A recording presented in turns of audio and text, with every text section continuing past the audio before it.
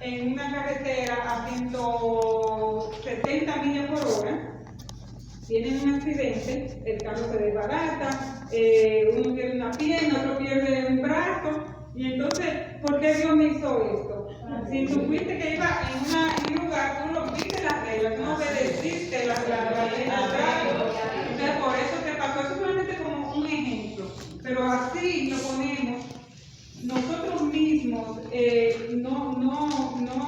cuando no obedecemos a Dios, pasamos por ciertos dolores. Dios nos hace pasar por pruebas. Amén. Entonces, el dolor, la definición de dolor es toda molestia, toda incomodidad, todo quebranto y todo sufrimiento. La esperanza, yo digo que la esperanza es como si fuera algo que va en extinción. Ya, en estos tiempos que estamos viviendo ahora tan feos, tan difíciles, donde yo digo que el malo es el que domina, el malo es el que le tiene la razón.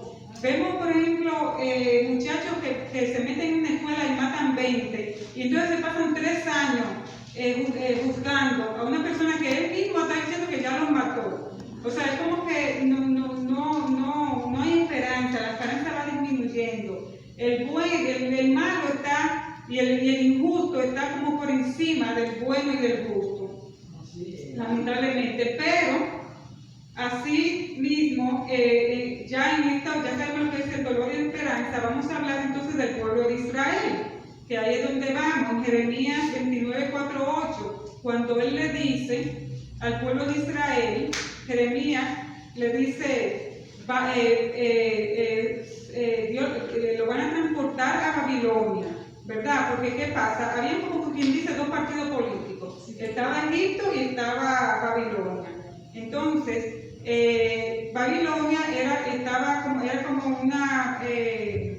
estaba creciendo, ¿verdad? Era una potencia que estaba ya creciendo, ya Egipto era una potencia. Entonces ellos estaban divididos. Unos decían, no, vamos con Egipto, que está más cerca, y podemos pelear contra los babilónicos. Los de Babilonia, los que estaban en Babilonia, otros estaban a favor de Babilonia. ¿Por qué? Porque el profeta de Dios, que es Jeremías, le está diciendo que Dios dice que es Babilonia, que no es Egipto. Pero siempre nosotros vamos a la contraria. Entonces, muchos querían que Egipto, porque Egipto era que le iba a ayudar a ellos a poder salir del yugo de Nabucodonosor. Entonces, ¿qué pasa? Jeremías le dice, cásense,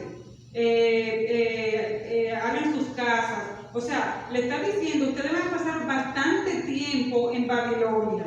Entonces, ¿qué tienen que hacer? Olvídense, llévense bien con esta gente, porque ahí es donde ustedes van a estar por un tiempo. Dice 70 años, que esto es simbólico. Puede ser, lo que le está diciendo es que no va a ser siglos, pero que podría ser hasta 100 años, es algo simbólico.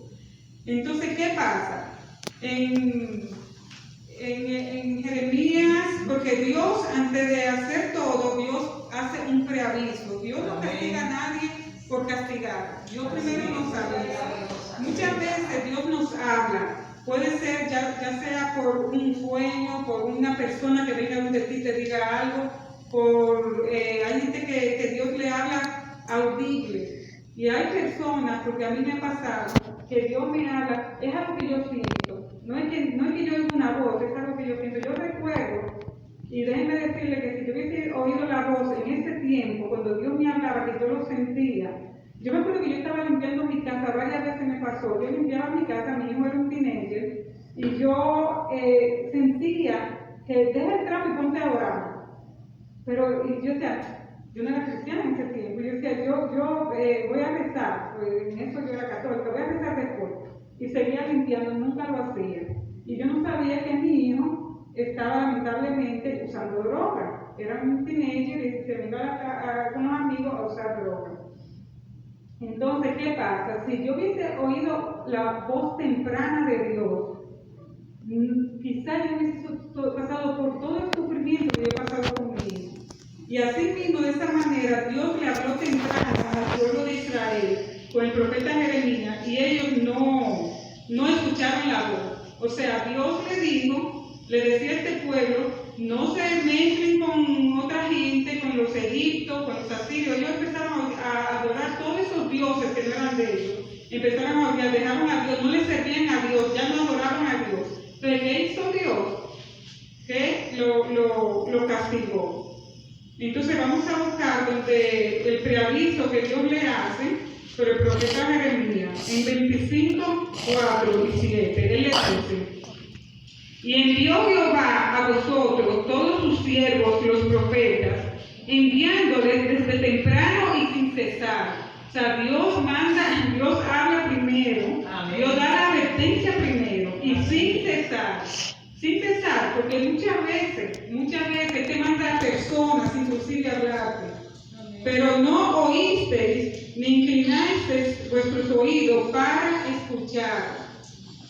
Entonces, ¿qué pasó? Cuando decían: volveos ahora de vuestro mal camino y de la maldad de vuestras obras. Entonces, ¿qué pasa? Este era un pueblo que sabía de Dios, sabía que Dios existía, sabía que los profetas eran de Dios, y sin embargo ellos no quisieron hacerle caso al profeta de Dios. Al pobre Jeremías lo metieron en la cárcel, le tiraban piedra, inclusive lo metieron como si fuera como en una jaula no sé si era de hierro. El pobre Jeremías sufrió muchísimo. Entonces, hay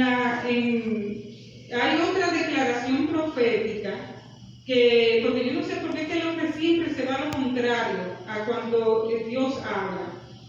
Hay una declaración profética que no es, porque así como hay profetas de Dios, hay profetas falsos, como está pasando en este tiempo. Hay otros profetas ahora que están diciendo a la gente que tú vas a ser rico, que tú solamente prosperidad, y solamente hablando de que todo va a estar bien, cuando sabemos que no todo va a estar bien. Al contrario, todo va a ir en declive.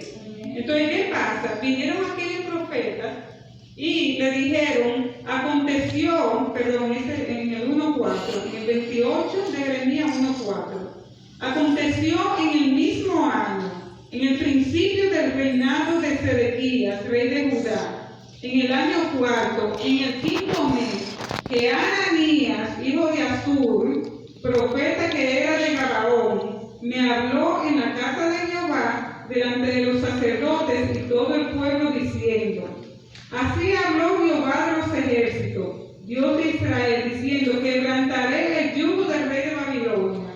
Eso no fue lo que dijo Dios. Dios dijo que era Babilonia, que tenían que ir, y que ellos tenían que obedecer inclusive ese reinado. Entonces, ¿qué pasa? Esto era una profecía diferente a la que Dios había mandado a hacer. Pero ¿qué pasa?